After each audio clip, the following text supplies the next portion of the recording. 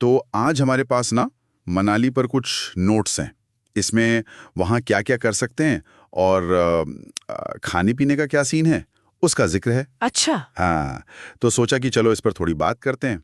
देखते हैं इन नोट्स से मनाली की कैसी तस्वीर उभरती है, मतलब क्या है वहाँ खास। दिलचस्प है। तो क्या मिला आपको पहली नजर में? देखो, पहली चीज जो एकदम साफ दिखती है वो है कि मनाली के ना दो चेहरे हैं। एक तरफ तो है जबरदस्त एडवेंचर थ्रिल, हाँ। और दूसरी तरफ बिल्कुल शांति सुकून। ये कॉन्ट्रास्ट काफी मजेदार लगा मुझे। सही कह रहे हैं, ये ड्युअलिटी तो है मनाली में। तो चलो पहले एडवेंचर वाली साइड देखते हैं।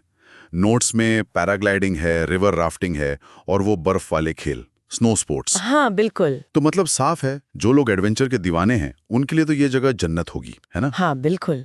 और इसमें एक और बात है, पता है, ये एक्टिविटी सिर्फ एड्रेनलिन पंप करने के लिए नहीं है। अच्छा, और क्या है? ये आपको सीधे ना वहाँ की कुदरत से जोड़ती हैं। आप हवा में उड़ रहे हो या नदी की लहरों पर हो, तो वो पहाड़, वो पानी, आप उसका हिस्सा बन जाते हो। वो एक्सपीरियंस अलग है। वाह, ये बढ़िया पॉइंट है।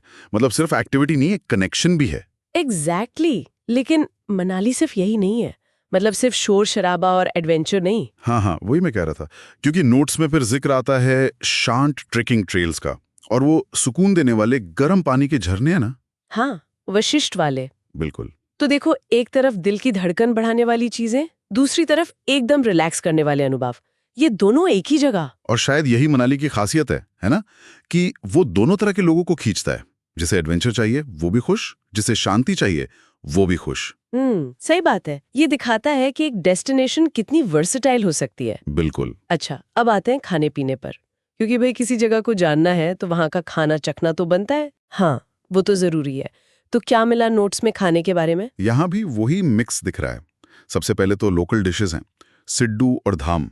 नाम से ही एकदम पहाड़ी और पारंपरिक लग रहे हैं। हाँ, ये तो क्लासिक हिमाचली हैं। ये सिड्डू क्या चीज है वैसे? मैंने सुना तो है पर खाया नहीं कभी। देखो, सिड्डू ना एक तरह की मोटी स्टीम्ड ब्रेड होती है। गेहूं के आटे की बनती है अक्सर, और उसके अंदर ना स्टफिंग होती है, जैसे अखरोट की या खसखस की। घी के साथ खाते हैं इसको। अरे वाह, सुनने में ही मजेदार लग रहा है। हाँ, है भी। और धाम, वो तो पूरी एक पारंपरिक दावत है। मतलब त्योहारों पर या खास मौकों पर परोसी जाती है। उसमें दालें, सब्जियां, चावल, दही, मीठा, बहुत कुछ होता है। अच्छा, मतलब एक पूरा कल्चरल एक्सपीरियंस है ये खाना। बिल्कुल। ये सिर्फ पेट भरने के लिए नहीं, ये वहाँ की संस्कृति, वहाँ की परंपरा से जुड़ने का तरीका है। ये तो बहुत बढ़िया है। लेकिन फिर वही कॉन्ट्रास्ट वाली बात आ जाती है, क्योंकि नोट्स में ना इन पारंपरिक चीजों के साथ साथ मोमोज, मैगी और ओल्ड मनाली के कैफे वाले ग्लोबल खाने का भी जिक्र है। हाँ, ये भी है। तो ये कैसे देखते हैं आप? मतलब एक तरफ धाम और सिड्डू, दूसरी तरफ पिज्जा, पास्ता, मैगी, मोमोज। देखो, मेरे ख्याल से ना ये दिखाता है कि मनाली कैसे इवॉल्व हो रहा है। एक तरफ वो अपनी जड़ों को, अपनी पहचान को, सिड्डू धाम बचाए रखना चाहता है, जो बहुत जरूरी है। हाँ। लेकिन दूसरी तरफ टूरिज्म की वजह से जो लोग आ रहे हैं, उनकी पसंद का भी ध्यान रखना पड़ता है।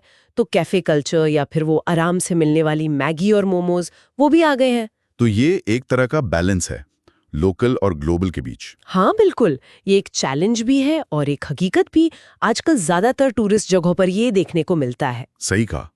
तो अगर हम इन सब बातों को जोड़ें, एडवेंचर और शांति, लोकल खाना और ग्लोबल खाना, तो क्या समझ आता है मनाली के बारे में? यही कि मनाली एक मिक्सचर है, एक ब्लेंड है।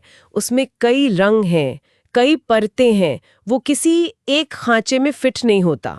सही है। वो हर किसी के लिए कुछ ना कुछ रखता है। शायद इसीलिए इतना पॉपुलर भी है। बिल्कुल।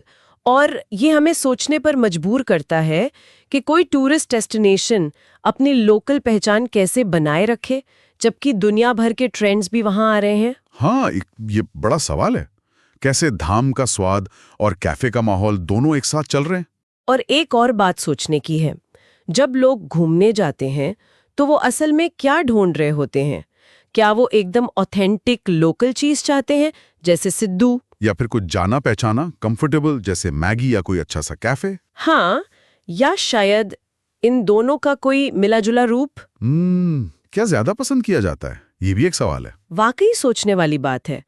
पर इन नोट्स से इतना तो साफ है कि मनाली अपनी इन अलग-अलग परतों के साथ एक बहुत ही दिलचस्प जगह लगती है।